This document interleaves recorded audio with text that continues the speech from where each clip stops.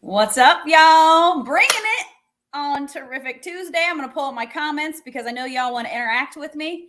A little bit of back and forth going here. Super excited to have you here. Some dude stole my time slot. Some dude named Dan Stevens. Like, what does he think? He owns the fucking network or something? Just kidding, Dan. Okay, so if you missed it, there is an excellent interview on Combat Zone with AJ Fletcher. Super cool dude. And so he totally segues us into today's topic perfectly because this dude is a supernatural genius, amazing athlete. And what he was talking about is his awareness around mindset and like what creates a good leader, what creates a great athlete. And it's all about what's going on in your head. It's all about the internal belief that you have in yourself, which then overflows into the world around you and really leads to all kinds of cool opportunities. And so our topic for today specifically is internal dialogue, the most important dialogue that you will ever have. And so I want to start out by telling you that I call Terrific Tuesday because I don't like Tuesdays. Tuesdays suck. I think that like motivational Monday is great. You're going into a new week, right? Like you're super excited, maybe. You're super excited. You're trying to be excited to ride this wave into a new week. But then Tuesday is kind of the lull for me. It's like, fuck, we got to get up again, get the kids ready for school. We're not even halfway through the week. Like we're not even on the down slope. So I really have to go deep in my mind and work on my mindset on Tuesdays. So that's kind of an aside. But this is what I really want to talk to you about today is we always like to take this back to sports. What's up, Dan? You missed the beginning. I was totally busting your, you know what. Okay, so I want to talk about kids and sports. Like that's our thing here, right?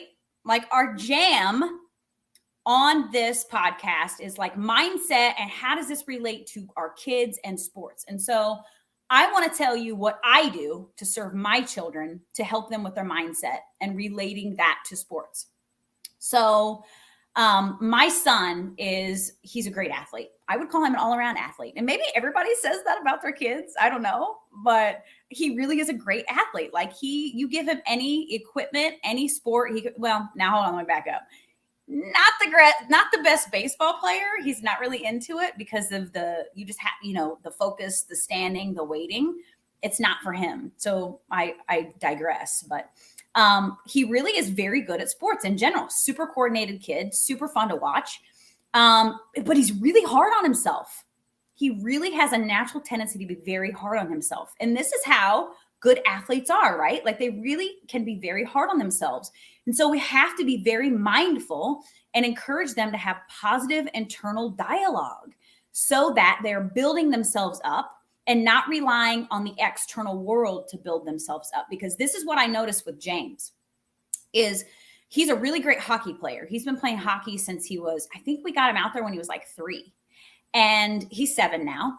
And super, super good at it. Like I said, really hard on himself. But I've really had to catch him having some negative, like verbal dialogue with himself, where he's like, I'm terrible at that, or dang it, I did that wrong. Okay, stuff like that. And so one of the best ways that I found that I have been able to serve James in this way and to help really establish positive mindset habits with him and internal dialogue is I helped him come up with a mantra. Do you know what a mantra is? You probably do. Like this is just a short phrase that we say to ourselves consistently to really boost our confidence and to help us shift out of a negative thought pattern. And so for me, as a single female, like divorced single mom, right? My mantra started out to pull me out of bitterness. I am healthy, wealthy, and beautiful. I am healthy, wealthy, and beautiful. I am healthy, wealthy, and beautiful. And it was general enough that it didn't create resistance in me about anything specific, but then it like covered all the bases. Like it covered my self-esteem and the way I look, how my body feels, how I feel about myself, and my financial situation, right? Like I'm a single mom. I'm taking care of 3 kids on my own. Like I want to establish in myself, in my mind, that I am a wealthy person that can do it all, can be, do, and have it all, and really take care of my kids. And that all starts in here, or take care of my kids and my situation, handle it financially, right? And it all starts in here. And so for James, this is what I did. And you might consider this, like, clearly I curse like a sailor. Sorry if that doesn't resonate with you. My bad, but it is me. I drop a lot of F-bombs. I think it's fun. I like to say the word fuck. I don't know why. But I'm not hurting anybody, and I'm not calling anyone a fucker, so it's not hurting anything, right? So there's something about cursing that is like, kids, like, I don't know, my kids, maybe because I curse around them, are like, every once in a while they'll like want to use a curse word, and like it's fun for them and exciting for them, and I'll be like, okay, just say shit or whatever.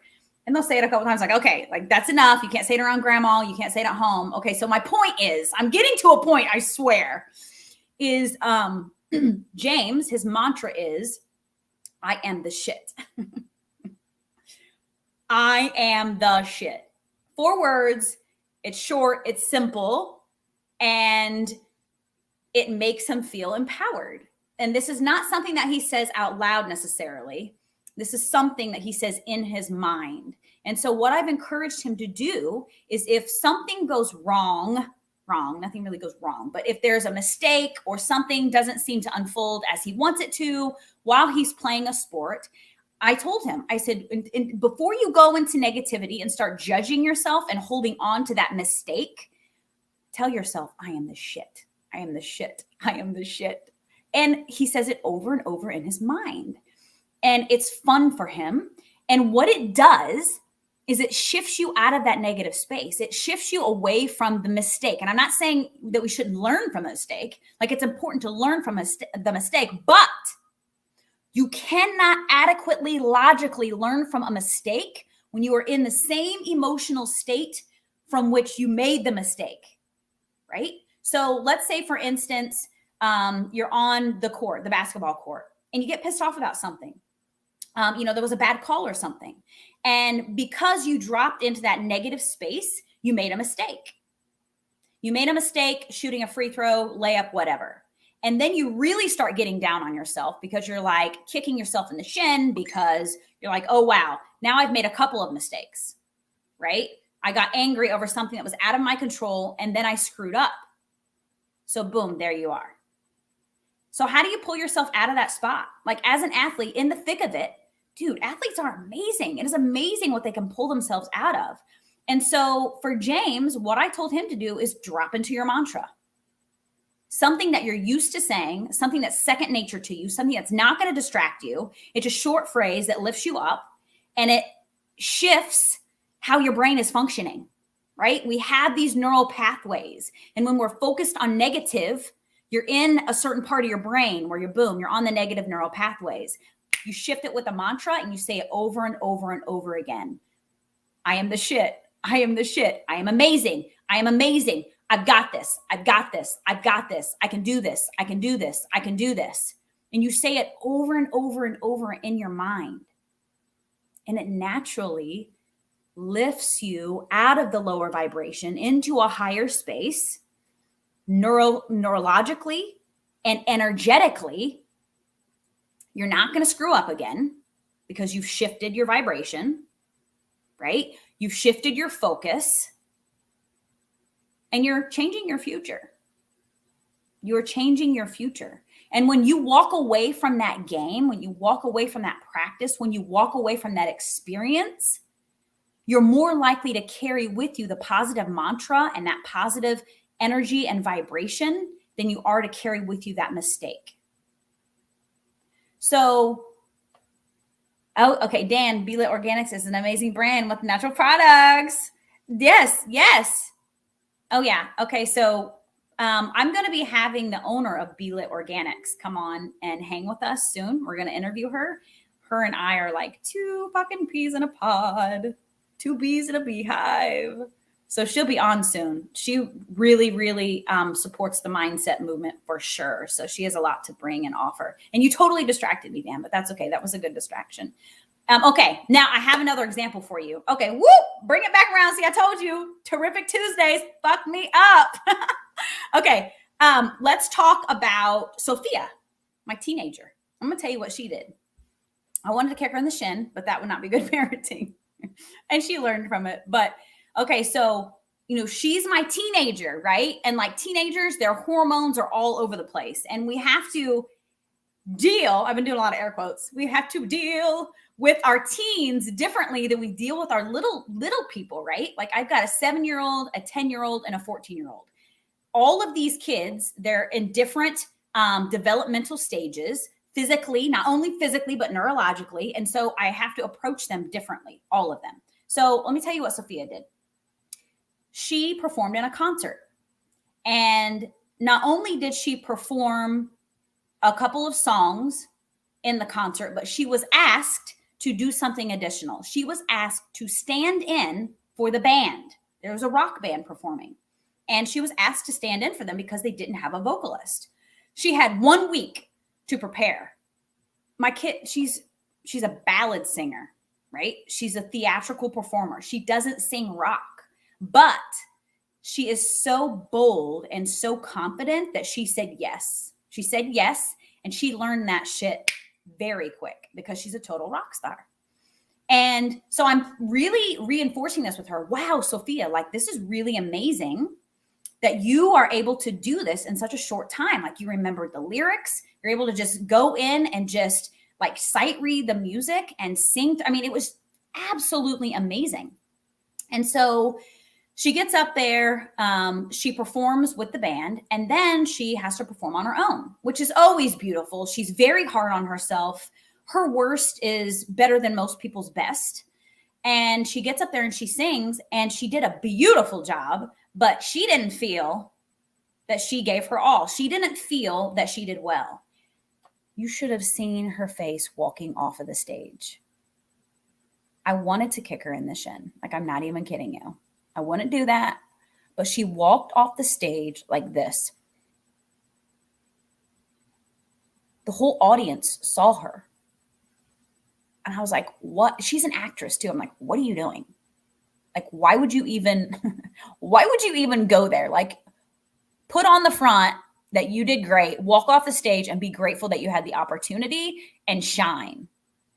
And she walked up to me because it was very informal. She walked off the stage and walked up to me to sit back down next to me. And oh my gosh, maybe if looks could kill. I looked at her and I resisted the desire to be like super disappointed because that's not okay. Like, she's learning, right? And so I'm like, okay, mindset, Monica.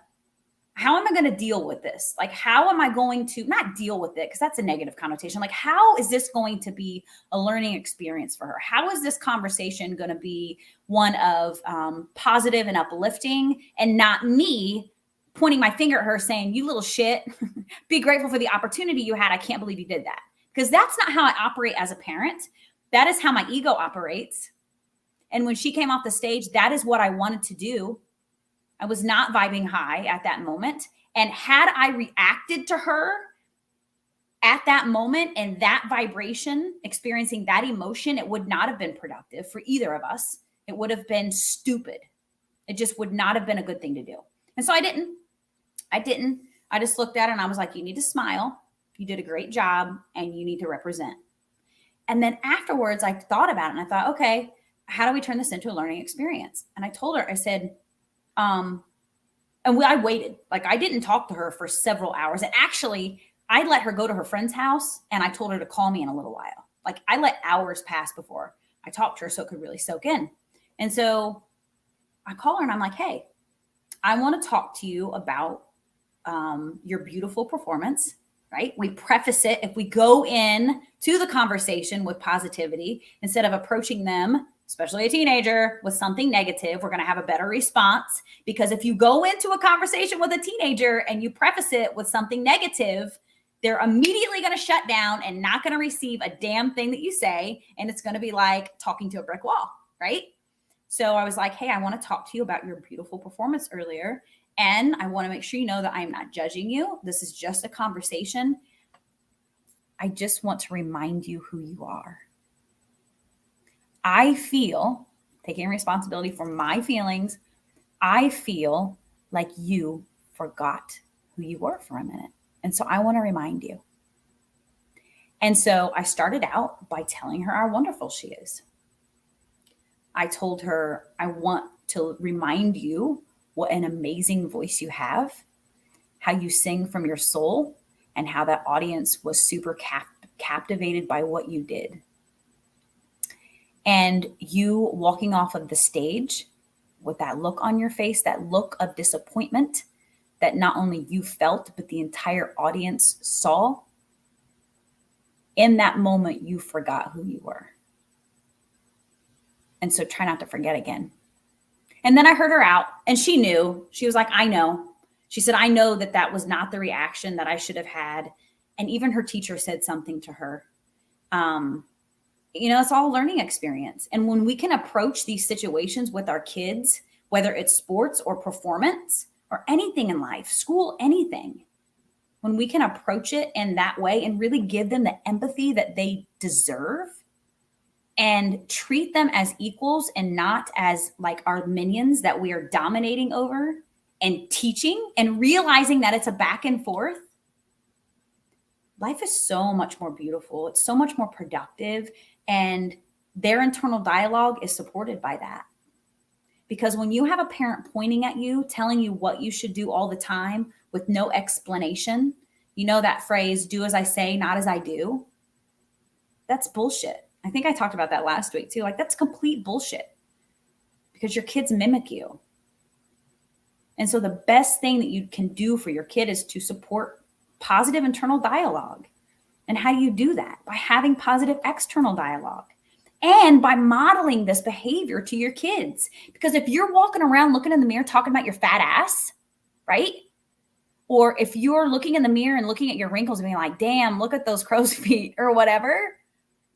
Or if you're getting down on yourself by a mistake that you made and you're outwardly expressing it through anger or disappointment, your kids are watching everything you do. And your external dialogue is forming your child's internal dialogue. And so when your kid screws up on the field and misses the catch or misses the goal, and the first thing that you say to them when they walk off of the field or the court or whatever is, you need to work on that. It's like the worst thing you can do to a kid. And maybe you're not doing that. You're probably not. You're a fucking awesome parent. I know that. But it really is like, the best thing you can do for your kid is focus on the positive. Focus on the positive, build them up with the positive, and then say, hey, let's go work on this one thing, right? There's a million good things going on. Man, I saw you do this right, and this right, and this right, and this right, and make a list of positive affirmations, and then say, hey, do you want to go work on this thing over here? Right? It's like the best thing you can do for them. Okay, tell me if you're here. Tell me if you're watching the replay. Give me some input. Give me some love. I so adore you. I do. I'm talking to you, directly to you.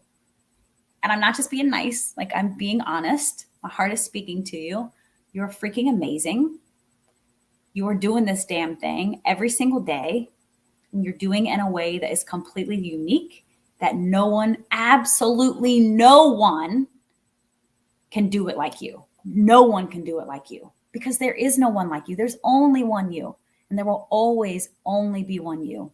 There's no carbon copy. It doesn't exist. So keep doing you, keep sharing with the world. And if you are inspired, someone has a desire. The only reason inspiration exists is because it is born of someone's desire. So if you are on the fence about taking the fucking leap and diving into your dreams and doing what you have always wanted to do, now is the time. Why not now? Why not now on this terrific Tuesday? I love you so much. Have an absolutely phenomenal rest of the week. Set some intentions today, right now, right after you close out of this. Write down 5 intentions for the week. What do you want to happen this week? Because you create your reality. It all starts in here with mindset. So remember that. Claim it. Claim your power. I love you. Have a wonderful, wonderful day. Great week. Step into your power, baby. Bye. Love you so much.